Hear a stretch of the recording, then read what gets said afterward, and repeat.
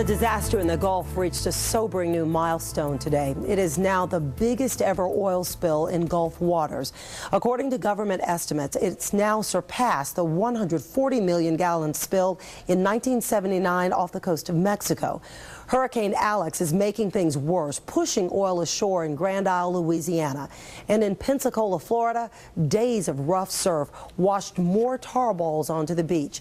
Incident Commander Admiral Thad Allen says despite the storm, work is still going on in the Gulf. In the 24-hour period that ended last night at midnight, we actually recovered 23,000 barrels.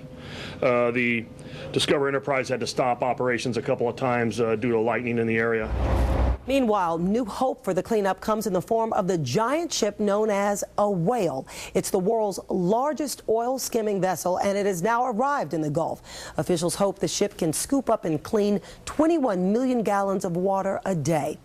In a surprising twist to the cleanup efforts, those old FEMA trailers used in the wake of Hurricane Katrina are making a comeback. They are now being used for some of the workers who are involved in the cleanup. The government actually banned the use of those trailers for long-term housing because of high levels of formaldehyde. The trailers are not coming from the government this time, but instead from individuals who bought them from the government in 2006. The body of Senator Robert Byrd has been returned to West Virginia. Today, his body arrived in Charleston on an Air National Guard C-130 transport plane. Earlier today, his body was in the U.S. Senate chamber in Washington, where members of Congress and the public paid their respects. President Barack Obama and Vice President Joe Biden plan to attend a memorial service tomorrow in Charleston, and then Senator Byrd's body will be buried next Tuesday in Arlington, Virginia. And by the way, we have learned that Vice President Biden is set to visit South Carolina on July 23rd for the dedication of the library named for former U.S. Senator Ernest Fritz Hollings. An unusual rescue in Oregon today. A man trapped in a bathroom wall when fire broke out in his kitchen.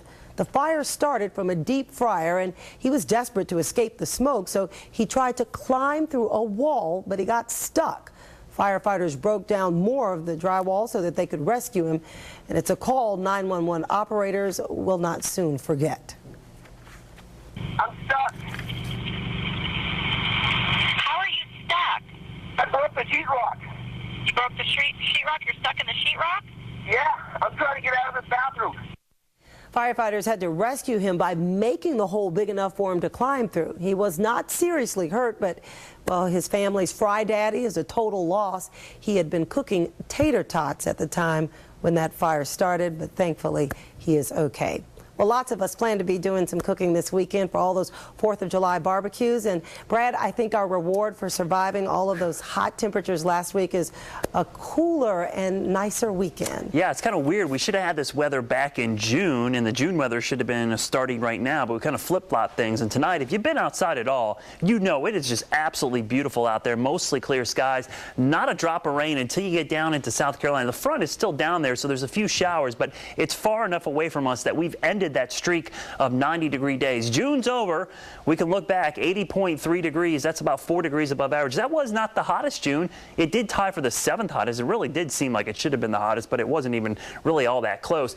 We did set a record in the month of June, not for any single day. We didn't even break one record high, but we did have 18 straight days of 90 or more. That's the longest streak we've ever seen in June. The old record was just a mere 11 days. That front is sagging south, but you can see a few more showers just down in South Carolina. But look at these temperatures to north. It's 61 in the other Queen City up in Cincinnati, 66 in Baltimore, 76 here in Charlotte, but that really doesn't do it justice. The dew points are so much lower. We've got northerly breezes, and it's just going to get better because the high is really building in, and we've got the perfect combination setting up for your Friday night into Saturday morning. We've got high pressure, calm winds, dry air.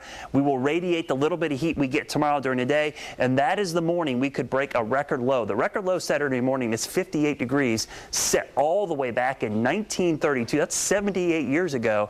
We have a good chance of breaking that on Saturday morning. Low 70s across the Interstate 40 corridor heading over towards Raleigh. We're at 71, 76 here in Charlotte, 78 down in Columbia. Let's take a closer look at the temperatures. Already down to 61 there in Boone, 67 in Statesville, 66 in Salisbury. A lot of these areas already below our normal low for the night, 76 in Charlotte. But here's the good news. Look at the dew points. 50s and 60s. So the dew point forecast, it's looking good. We're going to be in the mid-50s tomorrow. That's in the comfortable range.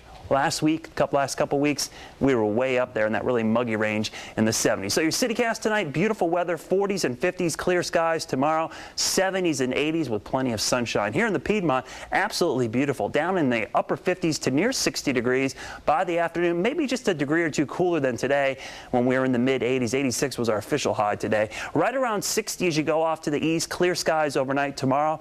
We're back into the mid-80s. If you've got plans for the weekend, this is a spectacular 4th of July weekend forecast. Temperatures in the 80s, plenty of sunshine, and not one drop of rain in that forecast. We're going to keep it dry, and that may become a problem as we go through the next couple of days. By next week, things warm back up, but not as much as they did in June, only the low 90s, and we'll finally see a chance of rain on Wednesday and Thursday. Get out and enjoy it because it's rare to get this type of weather in July. It certainly is. Thank you, Brad. Well, today, University of South Carolina coach Ray Tanner received the state's highest civilian honor from Governor Sanford. He received the Order of the Palmetto. Tanner said that his baseball team's resolve and mental toughness